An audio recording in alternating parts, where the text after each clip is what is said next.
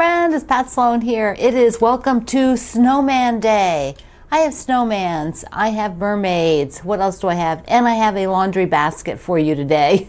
And at the very end is the theme of today, or one of the celebrations of today. So stay to the end, because that one is not quilt related, but it is a little bit of a challenge for you, something I'm going to issue a little challenge. Let's first, before we get to the snowman, let's first talk about the mermaid quilt. That is a quilt that I showed you needed to have binding. Binding is done, but I want to show you a little clip that I did before I did the binding. I had my bag of the binding and other whatever I kept when I finished this. I didn't have it like folded in here. So this was the fabric line, Mendocino, and this was a second printing where I decided I would get some more of this one fabric for the binding, which is the octopus on it. Oh, they're cool, aren't they cool? But what's interesting is I went like this just to lay it over here, and it's like, whoa, they are very different shades. I didn't realize they were different shades. This is a little bit brighter and more muted. I'm going to use it anyways because I have it. I've got this strip of chocolate out here, and it's still pink, which I love. So I am, and if it's made, it's not going to, I'm not even really going to notice it because there's a lot of, this is really when you get it like right next to this one. But you know, I've got it over here. It looks fine, and it's not even like right against it. But that's really strange because I thought that it was supposed to be the exact same fabrics. Interesting. You know, shades of the fabric. I also have this in here. I have no idea. This is the receipt of where I bought that, and I guess in case at the time it was an Etsy shop, I wanted to get more. It's a Heather Ross print, and it was, I don't know, they don't put the dates anymore on these fabrics. They used to, but they don't do it anymore. Okay, I don't know why this is in here. Okay, am I the only one that, there's two pieces of it. And I don't think I even used this in there. And I wouldn't have made binding with it. So I don't know, for some reason at the time I thought this would be important to keep. I don't know why. And I have no kind of label. I didn't write any kind of note. I do have, when I purchased this, 2021, I purchased this. So I know I did not make it in 2021 at all. I did not make it then. I made it quite a few years prior. So I don't know when I was sewing. I could probably go back on my type pad, on my blog, and maybe I did a blog post on it and see. So okay, there. This will maybe just go on to charity. I don't think I really need that. I'm keeping this, definitely. It's like I hoard my Heather Ross. I hoard it. Mendocino particularly hoard it. I have a bunch of little pieces of it. More than you wanted to know, I bet. Because I bet you don't do that. Okay, here we go. So first, I think I figured out what that brown fabric was for. I believe it was to make a hanging sleeve because I didn't have any more of this pansy fabric. So I picked that brown that I could leave in here to do a hanging sleeve. But I decided not to do a hanging sleeve since I will either use just pins into the wall, or if I hang it on a rod, I'll use the little clips now, so I don't need to put that on. Okay, the other thing I wanted to show you is the label that these are some labels I bought quite a few years ago. Let me scroll you in. They were a bunch of just funny sayings. Hold on. This took me forever to finish. This took me forever. You're welcome. made with love. So yeah, it did. That took 2011. So I decided that I needed to figure out when I started this. And it took a little bit of research because I didn't actually, I wasn't way back then doing like a project page and things like that. So I eventually found an email that I had with somebody, one of my friends that we were doing this with, And this week, I knew we were running it on Flickr, and Flickr was before, it was around the time there were still Yahoo groups, but people were starting to use Flickr as an alternative. There wasn't Instagram or Facebook yet. They probably were there. Well, Facebook was probably there, not Instagram. That's where everybody was. And I did find a Flickr photo, 2011. 2011 was when I was making these blocks. So let me hold it up. I will stand here and hold it high. There we go. So the block was from the Farmer's Wife book. And I just did a few of them with my friends, and then that was done. We've got a really nice size piece, and these are just such fun fabrics. They're heather, I use all kinds of fabric, but the kind of novelty print ones in there with the mermaid and stuff, and the octopus, those were all the Heather Ross prints. All right, on to the next thing. The quilted snowman behind me, up. So big, so big. Just a reminder, this is from the book, The Quilted Snowman. And so many of you wanted to do this, and my friend Bobby was going to be doing this, and she is lending me her parts. She sent me all the parts so that I could kind of do it each month and show you the different sections and how it goes together. Because it's one of those, it's kind of a puzzle, very similar to a lot of my quilts that are asymmetrical, is you're building it in kind of sections that don't always, like you're not building just the snowman, you're building parts of it. And so I'm taking you through that and showing you the different parts, and Bobby made all of those parts. I am sewing the parts together for her as a thank you for her lending it to me. There is this guide which I broke into fewer months than the Fat Quarter Shop is doing for their quilt along. Also, this is the note I have for myself here. Blocks are in the big zipper bag, because I have in the past put the blocks in another place, like not with the project bin, because the project bin might be full like this one is, and then forgotten where they were. And so I have to, because when you're only looking at it once a month, it is so easy to not remember, particularly if it's not a place you might normally put them. So that is my note. This stays on here until the project's done. This week we are doing the wagon, predominantly the wagon and a little bit of the snowman. So first let me just show you the parts by themselves up on the wall. I decided to put all the units for this month up so that you could see them. They're gigantic. This is gigantic snowman. It is so stinking cute. Now the wagon, which I think just makes the whole thing, is big. Here is my hand in the middle. So it's gigantic. So you have the wagon itself. Okay, so from here over, that's the wagon with the wheels. Then you have the lower part of the handle. So you can see the wagon, this little unit to make the wagon come out, is part of this section. So a lot of this is as you've been putting it together, little parts of it go in other sections. So just here, like this is the snowman body, the left side, but it extends, and that is part of what you sew with the handle. So you're sewing the handle with part of the snowman body, and then the cute little, tiny little shoe fly blocks. They're just so stinking cute. Okay, so what I'll do now is I have to shift this because my design wall, oops, I'm running into the chair. I have to get way back in the room.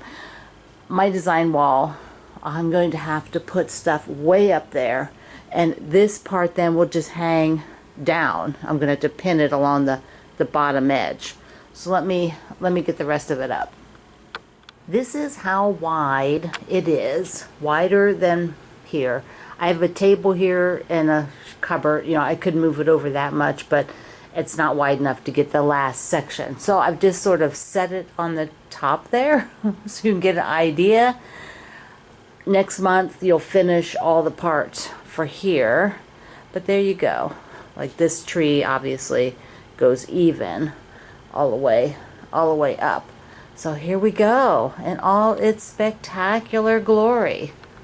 I thought it would be easier because they are just so large to handle that you could actually see them a little bit better. Now in the book, the guide tells you what page you're going to go to, and you can see in here that things are assembled in these units. So like the handle, the top of the wagon handle has some of the little blocks you did before and part of the snowman. So that's part of the snowman. So each of these sections that you just saw were kind of built like this. Let's take a look at how I can assemble it now. Starting at the bottom, this is what's the section for that we just did, will be for this month. And then the other parts, there we go. So I am able to assemble this bottom right here, the bottom of the tree to the wagon. See how the little wagon goes out over here, like it goes out over here. So this whole section here can be sewn. And then I can sew the handle to this vertical unit here with the beautiful block at the top. That will wait until next month, and this will wait till the end as well. Same with that. So there'll be stuff up here, which we have a lot of that made, but there's a little bit more because you have the other arm that has to come out, and the scarf that has to come out. So there you go. Just it is just too big to see all in one view. Take it in. Take it in. It's almost all in one view. Here is what it looks like again, just so that you get the idea. It is 87 by 97. And you could make it just a tiny bit smaller by not putting that border on it. But it's a big quilt. It's good cuddle quilt. Can you imagine in the winter with if you've got little kids around, that'll be so fun. It'll just be adorable. Let's talk about my laundry basket, the wire laundry basket, which, there it is. Remember that guy? So let me just move this up here.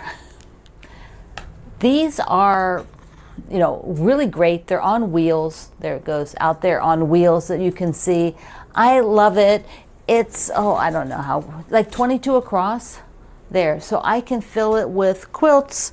I could fill it with, I don't know what else, but I usually put quilts in them.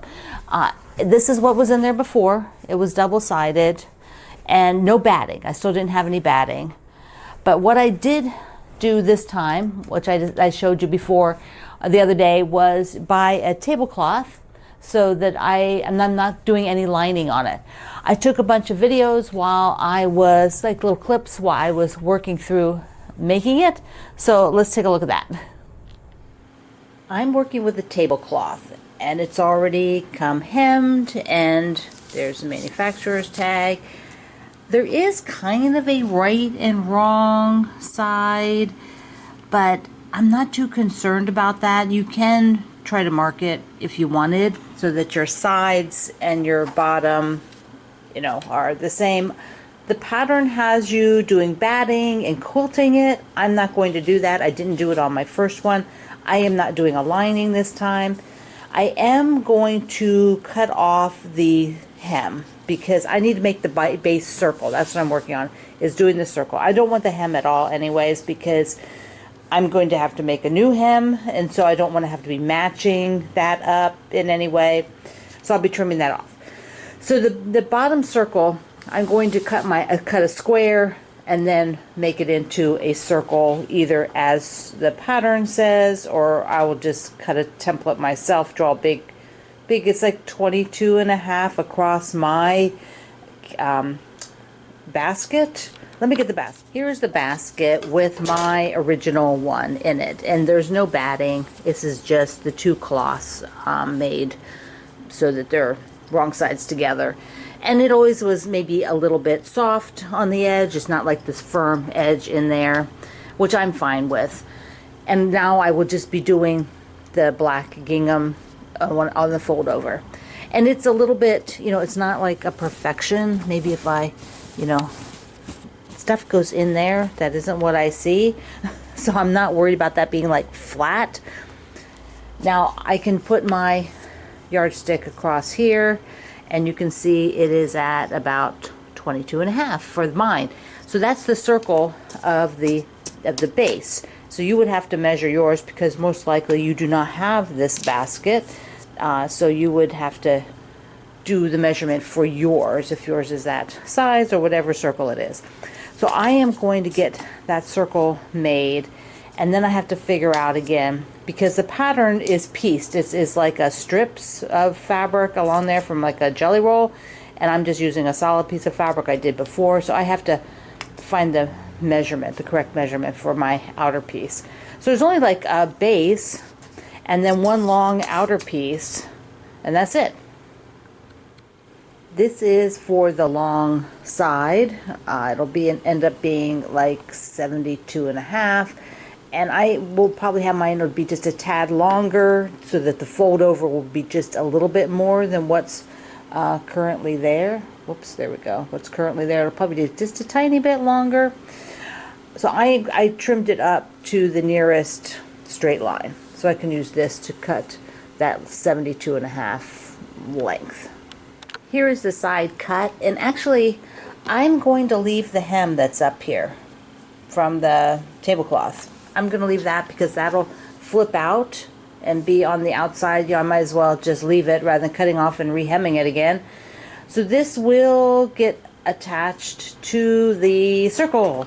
So I've got the circle over here, and I will fiddle around and attach it and then sew it around the circle. Yeah, so fun times. It is going to be a lot thinner then because it's just one layer, and we'll see how that works. I think it'll be fine. It's decorative, but it definitely would give a little bit different look if you were going to quilt it and have another, like 3 layers, top, batting, and the lining. Before I sew the seam here, then I would do the center, I want to be sure it actually fit, that it was long enough. I just pinned, put some pins on here for the seam, and then clipped it. I found that I just needed a third hand, so it's like, oh, okay, well, I'll just clip a few of them so I can just, so there it goes. And because you can see the extra in there, because this is actually going to pull down on the outside. But for the test, I just need it to go just a little bit. So it's longer because that outer edge will come down some. Okay, all right. So I will sew that seam, and then I will have to treat the raw edges because I don't have a lining. So I may just make a little binding and treat them, or I may do a really narrow first seam and then do a French seam to fold it the other way. We'll see. That means without a lining and without any batting, it's quite thin. It doesn't have like a firm structure, but I'm okay with that. I don't mind that. I like the look of that. That doesn't bother me. But if you were looking for something more like Thimble Anna's picture, because she had batting and she quilted it and everything, and so that gives it a much more firm structure to the actual liner. And of course, because I use this tablecloth, which is double-sided, I did not have to do anything. I even used the hem for the rim here. It's like, well, it worked fine. And I did do French seams so that I don't have any raw seams on the inside. They're all finished. There we go. There we go. And if you don't know what a French seam is, you're basically enclosing the fabric. You're making one seam, making it fairly narrow, and then you're flipping it and sewing that in. So there's a bit of a ridge, and you can go find a zillion YouTube videos on French seams. So, but it gives it lets me have this as a finished. Let me just see if I can pull. Let me get the other camera. I'll show you there. There's the basket before the liner's in it, so you can see what that looks like. And I do link you to a bunch of them over at Amazon. They're not exactly like mine because they don't make those anymore. So the French seam on of course my other camera, the battery died just as I started to film this for you with that up close one. So here is the seam. It looks like just like a regular seam, right? And then here is the French seam, which I made this kind of thick on the bottom. You could make it more narrow, but you can see that I have that, and it is covered, so there's no raw edge. The raw edge is inside. Oh, that's nice. I like it. I like it. All right, so a couple other things to wrap up. First, the prizes that went out from the Fat Quarter Shop of the mug and the rotary cutter went to Jennifer and Yvonne. And the Fat Quarter Shop had actually pulled, so that they've pulled from their stock that each person got both the prizes. So that was a huge surprise, and I didn't tell them. So it's super cool.